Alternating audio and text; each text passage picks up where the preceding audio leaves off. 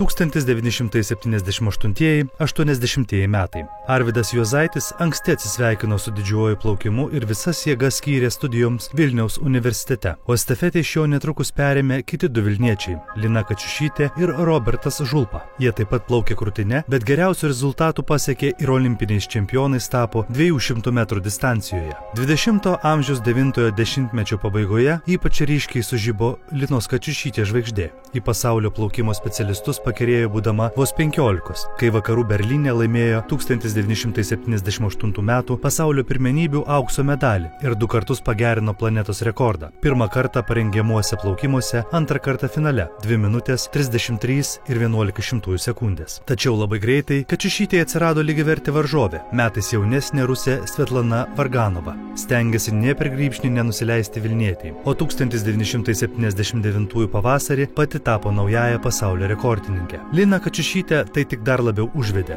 Po savaitės į rekordą susigrąžino. Ir ne šiaip susigrąžino, pasiekė fenomenalų rezultatą – 2 minutės 28,36 sekundės, kurio pagerinti ne vienai plaukikiai nepavyko 6 metus. Pasiektas rezultatas 30 metų išsilaikė Lietuvos plaukimo rekordų lentelėje ir pagerinamas tik 2009 metų plaukimo kostiumų eros metu. 1980-aisiais Kačiušytė ir Varganova savo supermūšį pratęsė Maskvos olimpinėme baseine. Pirmasis ratas. Atrankos varžybos baigėsi Leningradietės pergale. Vilnietė liko tik 3. Tačiau tai nieko nereiškia, nes lietuvė pateko į paskutinę atrankos grupę, žinojo varžovių laiką ir galėjo patausoti save svarbiausiam dienos startui, tai yra finalui. Svarbiausias dienos startas buvo toks, apie kokį svajoja kiekvienas nešališkas sporto aistruolis. Ir kartu toks, kokio visai nelaukia kurį nors sportininką karštai palaikantis ir nervus patausoti norintis sirgalius. Finalą galingiausiai pradėjo tribūnų audringai palaikoma Varganova. Ir ne tik pradėjo, ji pirmavo 199 iš 200 дистанcijos metrų. Но посмотрите, что происходит. Варганова зачастила, темп повысился. Качушите прибавляет. Причем посмотрите, как прибавляет. С какими скоростями вдруг Лина Качушите пошла последние метры. Варганова начинает проскальзывать ноги. Устала. Посмотрите, что творит Лина Качушите. Неужели догонит?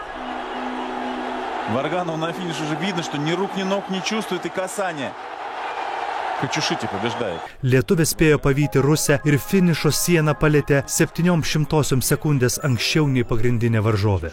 Plika akimi šio skirtumo net neįmanoma pastebėti. Auksinis lietuvės laikas 2 minutės 29,54 sekundės buvo prastesnis nei jos pasaulio rekordas, bet tai buvo naujas olimpinis rekordas. Jis gyvavo iki 1988 metų Seulo žaidynių.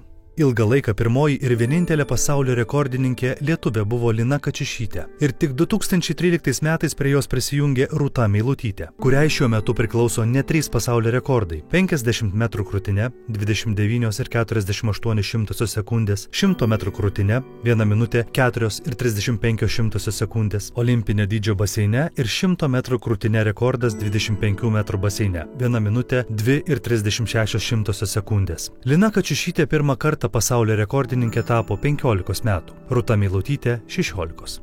Robertas Žulpa 1980 metai. Maskvos olimpinių žaidynių 200 metrų krūtine vyrų plaukimuose didelės dramos nebuvo. Varžovai geriausiu atveju matė priekyje plaukiančio Roberto Žulpos kojas. Lietuvis iš pradžių įtikinamai laimėjo atrankos varžybas, po to greičiausiai plaukė ir finale. Robertas Žulpa visą laiką pirmavo, distanciją įveikė per 2 minutės 15,85 sekundės. Ir antrąją vietą užėmusi vengrą Albaną Vermesą aplenkė 1,08 sekundės. Taip lietuviai Maskvoje laimėjo abu 200 metrų plaukimo krūtine aukso medalius.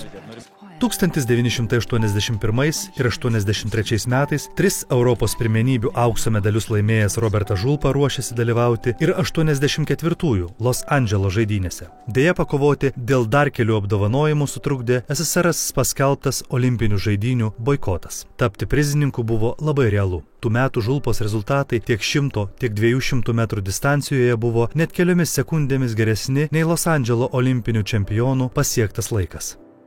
1988 metai. Dar vienas olimpinis plaukimo medalis į Lietuvą atkeliavo 1988 metais. Tiesa, jį iškovojęs 16-metis Raimundas Mažuolis iš Seulo namo grįžo be apdovanojimo. Sidabro medalis plaukiką rado jau Lietuvoje. Kurioziška situacija susiklostė dėl to, kad į SSRS rinktinę pakviestas Raimundas Mažuolis Seule dalyvavo tik estafetės 4 po 100 metrų laisvų stiliumi atrankos varžybose. Per finalą lietuvį pakeitė labiau patyręs komandos draugas. SSRS ketveriukė finišą pasiekė antra, bet apdovanojant prizininkus ant garbės pakilos buvo pakviesti tik finale plaukę sportininkai. Vis dėlto po kelių dienų teisybė triumfavo ir Raimundui Mažuoliui priklausantis medalis iš Seulo buvo išsiųstas į Maskvą, o iš ten persiųstas į Vilnių. Atkūrus nepriklausomybę Raimundas Mažuolis dalyvavo dar 2 olimpinėse žaidynėse, kuriuose per atidarymo ceremonijas nešė Lietuvos vėliavą 1992 metais Barcelonoje 50 ir 100 metrų laisvuoju stiliumi nuotoliuose užėmė 10 vietas. Tai buvo gana solidžios vietos tokiame plaukikų forume, nors potencinės Raimundo galimybės buvo vertinamos kur kas aukščiau. Abiejose rungtyse Mažuoliui iki A finalo pritrūko kelių akimirkų. Lietuvis atrankos plaukimuose abu kartu užėmė 9 vietą. Plaukdamas 100 metrų nuo 8 vietos atsiliko 900 sekundės, plaukdamas 50 metrų 500 sekundės. Pakeliui į 1996 Atlantos olimpinės žaidynes Raimundas Mažuolis iškovojo bronzos medalius Europos ir pasaulio plaukimo čempionatuose, tapdamas pirmoji nepriklausomos Lietuvos plaukikų medalininku. 1994 metais Raimundas Mažuolis pripažintas geriausiu Lietuvos metų sportininku. 1996 metai. Olimpinėse žaidynėse Atlantoje Lietuvą atstovavo net 8 plaukikai. Panevėžiečio Dariaus Grigalionio, trenerė Rita Kondrotaitė užimta 13 ir Vilnietės Lauros Petrulytės 16 vietos šalies plaukimui buvo pakankamai aukštos olimpinių žaidynių arenoje. 1995 metai pasaulio taurės etapą Paryžiuje laimi kaunietė Dita Babrauskaitė Želvienė 100 metrų laisvuoju stiliumi 55 ir 31 sekundės.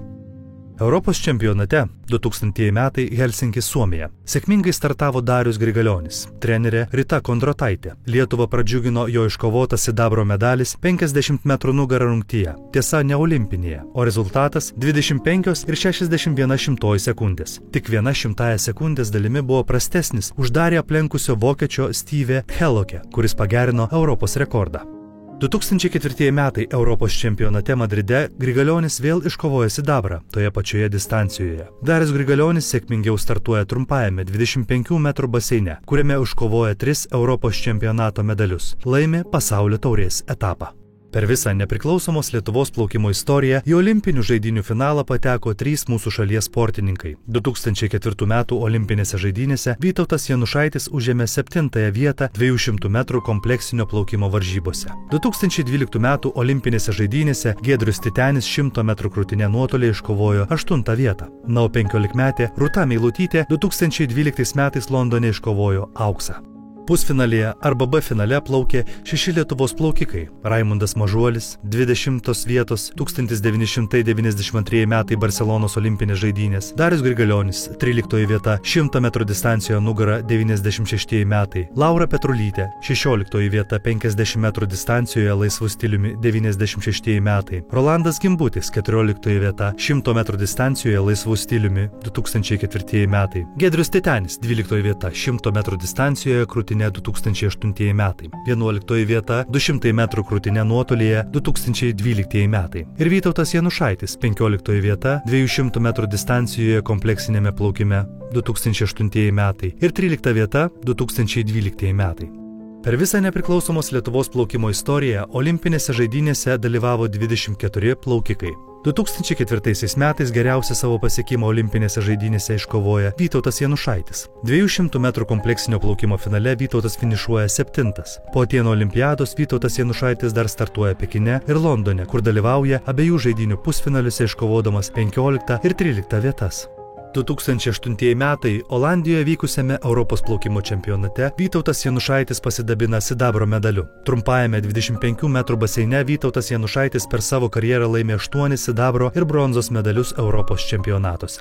2005 metais Kanadoje vykusiame pasaulio plaukimo čempionate užfiksuotas aukščiausias Lietuvos plaukikų komandinis rezultatas. Tuomet vyrų komanda 4 po 100 laisvuoju stiliumi Vytautas Janušaitis, Paulius Viktoravičius, Saulius Binevičius ir Rolandas Gimbutis iškovojo 4 vietą į priekį praleisdami tik JAV, Kanados ir Australijos rinktines. Griausmingos sensacijos vos nesukūrė Lietuvos ketvirtukė, už nugaros paliko tokias plaukimo supervalstybės kaip Vokietija, Rusija ir Nyderlandai. Šiuo metu Lietuvos vyrų kombinuota stafetė gan sėkmingai startuoja Europos ir pasaulio čempionatuose, patekdama į varžybų finalus. Pagrindinis komandos tikslas – Rio olimpinės žaidynės 2016 metai.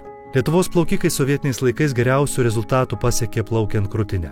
Deja, nepriklausomybės laikotarpiu šis stilius tapo Lietuvos plaukimo Achilo kulnu. Užtenka paminėti, kad po 1994 metų 4 iš eilės pasaulio pirmenybėse nedalyvavo nė vienas plaukimo krūtinė atstovas. Lietuvos braso tradicijos buvo atgaivintos tik šio amžiaus pirmojo dešimtmečio viduryje, kai plačiuosius vandenis išplaukė anykštėnas Giedrius Titenis. Jis 2006 metais tapo pasaulio jaunių čempionato prizininku, o 2007 metais sėkmingai debiutavo Melburne vykusiame planetos suaugusiųjų čempionate. Tiesa, nuplaukti iki finalo 17-mečių vaikinui tąkart dar nepavyko. Tačiau patekimas į pusfinalį ir galutinė 12 vieta 100 metrų distancijoje buvo puiki pamoka ir būsimųjų pergalių pranašas. 2009 metai pasaulio čempionate Romoje galingiausiais grybšniais baseino vandenis skrodė Giedrius Titenis. Jis plaukdamas krūtine pateko į finalą 100 ir 200 metrų varžybose, o ilgesnėje distancijoje iškovojo bronzos medalį. Giedriaus rezultatai šioje rungtyje gerėjo palaipsniui. Atrankos plaukime lietuvis užėmė 7 vietą, pusfinalio 5, finalo 3. 2009 metais pasaulio čempionatas Romoje išsiskyrė pasaulio rekordų gausa. Jų pasiekta net 41. To priežastis nauji neopreno plaukimo kostiumai, kurie netrukus buvo uždrausti. Po 2009 metų Giedrius Titenis dalyvauja visose pagrindinių plaukimų varžybų finaluose, o 2014 metais pasidabina net 3 Europos čempionato medaliais. Plaukimo krūtine tradicijas tęsia Rūta Meilutytė, kuri gan netikėtai laimi 2012 metų Londono olimpinių žaidynių auksą. Plaukimo olimpinių žaidynių finale buvo laukiama, bet apie pergalę niekas kalbėti nedrįso. Rūtai tuo metu buvo tik 15 metų ir šis amžius plaukikiai dar neleido dalyvauti tais pačiais metais vykusiame Senojo žemyno čempionate. Rūta Meilutytė tampa geriausia 2012-13 metų sportininkė. Pasaulio čempione ir rekordininkė Rūta tapo 16, vėliau nepailiui laimimi visi įmanomi sportiniai titulai plaukime suaugusiųjų ir jaunimo amžiaus grupėje. Šiuo metu Rūtai Meilutytei priklauso 3 pasaulio rekordai. Ji yra laimėjus olimpinės žaidynės, Europos olimpinį jaunimo festivalį, pasaulio jaunimo olimpinės žaidynės, pasaulio ir Europos čempionatus 25 ir 50 metrų baseinuose, pasaulio bei Europos jaunimo čempionatus. Nuo pergalės Londono olimpinėse žaidynėse prasideda Rūtos Meilutytės dominavimas tarptautinėse arenose. Į neregėtas aukštumas kyla susidomėjimas plaukimu. Plaukimo varžybos transliuojamos tiesiogiai. Į varžybas parduodami bilietai, rengiami estafetiniai šeimos plaukimai. Girdimi pažadai apie naujas sporto bazes.